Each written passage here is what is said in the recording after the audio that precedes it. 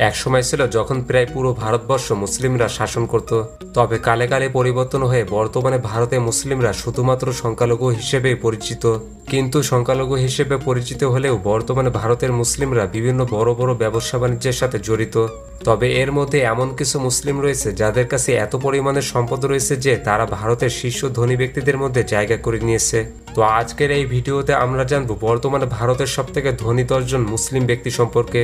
তো চলুন ভিডিওটি শুরু করা যাক। এই তালিকা 10 নম্বরে রয়েছেন নোমান রাজাক। তিনি হচ্ছেন একজন ভারতীয় রিয়েল এস্টেট ব্যবসায়ী এবং উদ্যোক্তা। তিনি ভারতের বিখ্যাত রিয়েল এস্টেট সংস্থা প্রেস্টিজ গ্রুপের একজন নির্বাহী পরিচালক।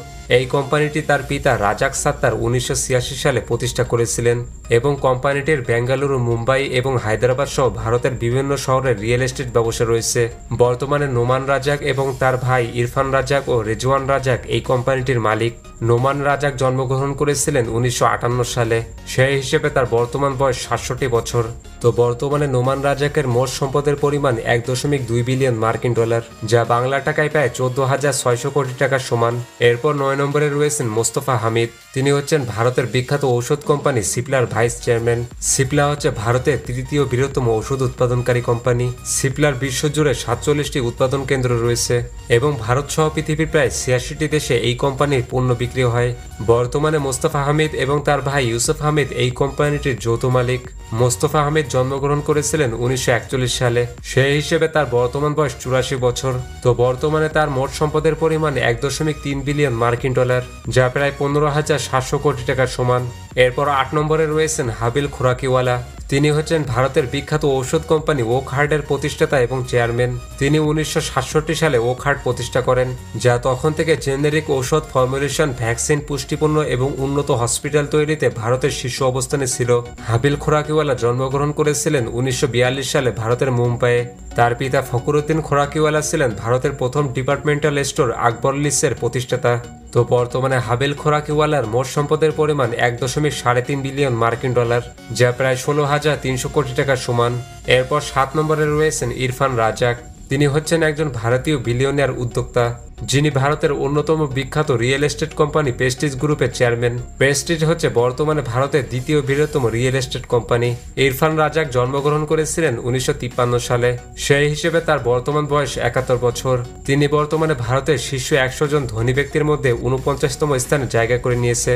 তো বর্তমানে ইরফান রাজাকের মোট সম্পদের পরিমাণ 1.5 বিলিয়ন মার্কিন ডলার, যা প্রায় 18,000 কোটি টাকা সমান।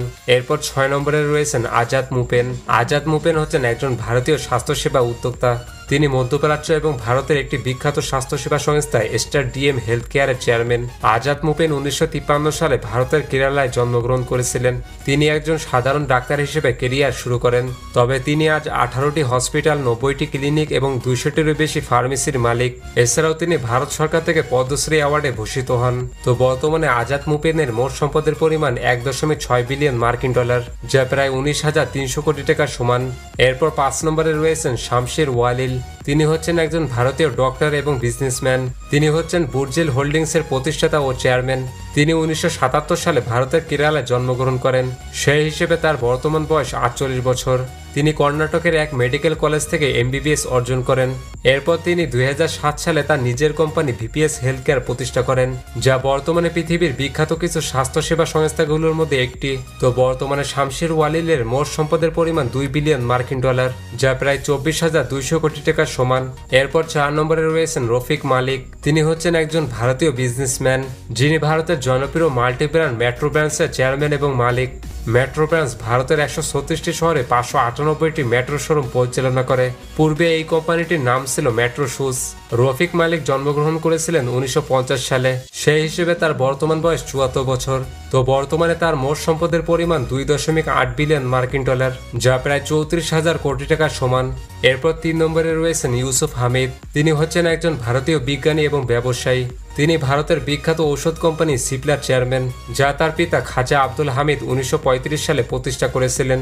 এইডস রোগের ওষুধ সন্ধানকারী প্রথম বিজ্ঞানী হচ্ছেন এই ইউসুফ হামিদ। বর্তমানে তার কোম্পানি ভারতের 42তম ট্রেডিং কোম্পানি। তিনি 2005 সালে ভারত সরকার থেকে পদ্মভূষণ অ্যাওয়ার্ড পেয়েছিলেন। তো বর্তমানে তার মোট সম্পদের পরিমাণ 2.9 বিলিয়ন মার্কিন ডলার, যা প্রায় 35,000 কোটি টাকার সমান। এরপর 2 নম্বরে রয়েছেন MA ইউসুফ আলী। তিনি হচ্ছেন একজন ভারতীয় ব্যবসায়ী এবং উদ্যোক্তা।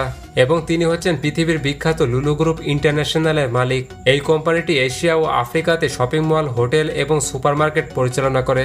ইউসুফ আলী 1955 সালে ভারতের কেরালায় জন্মগ্রহণ করেন। খুব অল্প বয়সে তিনি তার চাচার ব্যবসা সামলাতে আরব আমিরাতে চলে যান। এরপর তিনি 2000 সালে লুলু গ্রুপ ইন্টারন্যাশনাল প্রতিষ্ঠা করেন, যা বর্তমানে পৃথিবীতে 200-এরও বেশি শপিং মল পরিচালনা করছে। তো বর্তমানে তার মোট সম্পদের পরিমাণ 7.4 বিলিয়ন মার্কিন ডলার, যা প্রায় 90,000 কোটি টাকার সমান। এরপর 1 নম্বরে রয়েছেন আজিম হাশিম প্রেমজি। তিনি হচ্ছেন একজন বিখ্যাত ভারতীয় ব্যবসায়ী এবং তিনি হচ্ছেন ভারতের বিখ্যাত কোম্পানি উইপ্রো লিমিটেডের মালিক। তিনি কয়েকবার টাইম ম্যাগাজিন দ্বারা পৃথিবীর 100 জন প্রভাবশালী ব্যক্তির মধ্যে একজন হয়েছিলেন। এছাড়াও তাকে বহু বছর ধরে পৃথিবীর সবথেকে প্রভাবশালী 500 জন মুসলিমদের তালিকায় রাখা হয়েছে।